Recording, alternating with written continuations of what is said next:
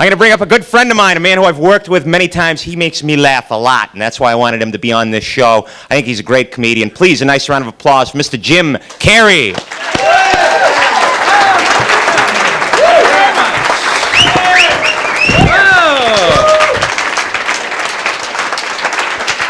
Thank you. That's right. Unbelievable. Well, I know why you're in such a good mood. Because today is May 19th, and the Celtics are well on their way to another championship. Thank you. Thank you. Thank you very much. Yeah, no, I didn't. You know why they're on their way to the championship? Larry Bird's over his personal tragedy. I think you remember what happened to Larry. Right around Christmas time, I think it was. Celtics got into this little fight with the Detroit Pistons. Larry left the bench, joined the fight. NBA fined Larry Bird 3 days before Christmas $250 for his participation in the fight. And I know you folks know about basketball. Larry makes $1.8 million a year. So I guess there was no Christmas in the Bird household, ladies and gentlemen. Yeah, I guess little Eddie Bird didn't get that Etch-a-Sketch that Larry had promised him. It's kind of sad. Well, being from Boston, you have to be a sports fan, I guess, and I'm no exception. I like all sports, with one exception, boxing. And I know, coming from boxing, this is dangerous to say, because, we're all from Boston. This guy's from Brockton, Marvin Hagler, middleweight champion of the world.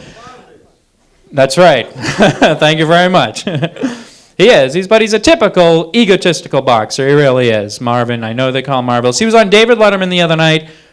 Letterman introduced him as Marvin Hagler. Well, Hagler, got all pissed off. He said, no. I've been to court.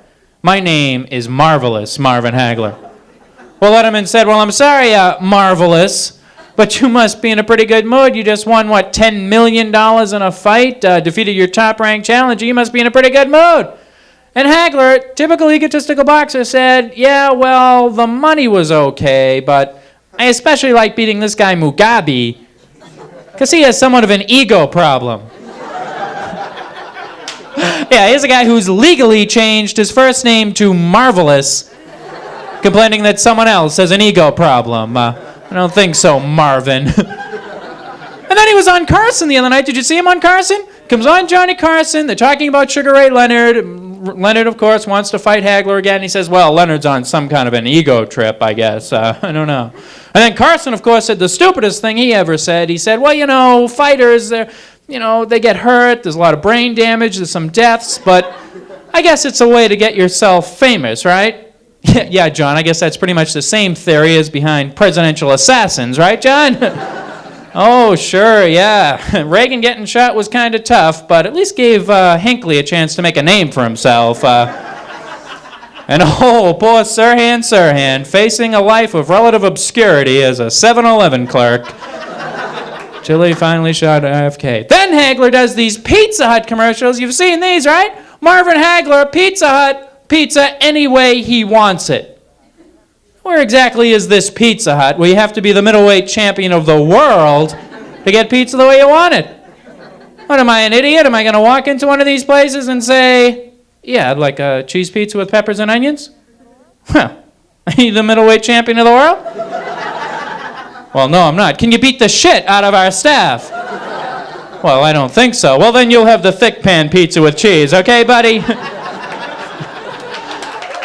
incredible.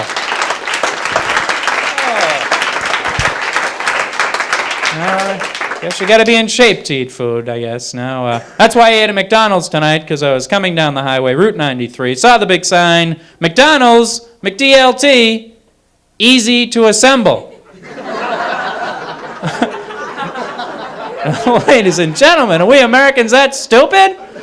These burgers selling that slow that this is really necessary?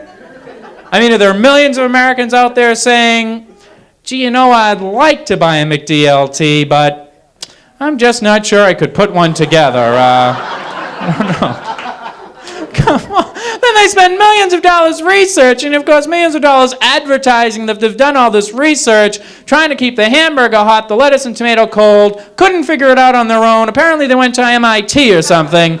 Ask those folks, well, how do you keep the hamburger hot and the lettuce and tomato cold? Well, how about separating them?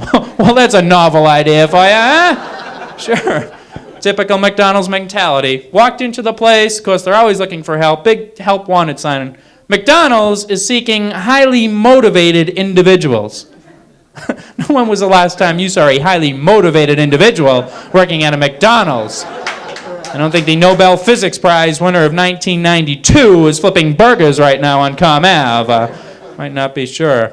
I don't know. Working last night in Worcester, which is kind of interesting because I went out into the Mass Pike, got up to the toll booth, threw my quarter in, the gate went up. Next to the gate is this little sign that says, "Wait for the gate." Any of you folks like me like to randomly smash through these things? Like anyone deviant enough to smash through a toll booth gate is going to be deterred by this little sign. You can picture two 22-year-old kids, got a couple of six-packs in them, heading down the Mass Pike. "Hey, Jerry, let's smash through that toll booth gate." "Ooh, wait a minute, there's a sign. We can't." I just put up a sign in a bank. "No bank robbing allowed." See 5 or 6 guys outside with ski masks. "Oh, shit, another one we can't rob." Forget about bombing Libya. Let's just put some signs up in some airports, all right? "No terrorism, please." Oh, Momar's going to be pissed. Thanks very much. Thank you.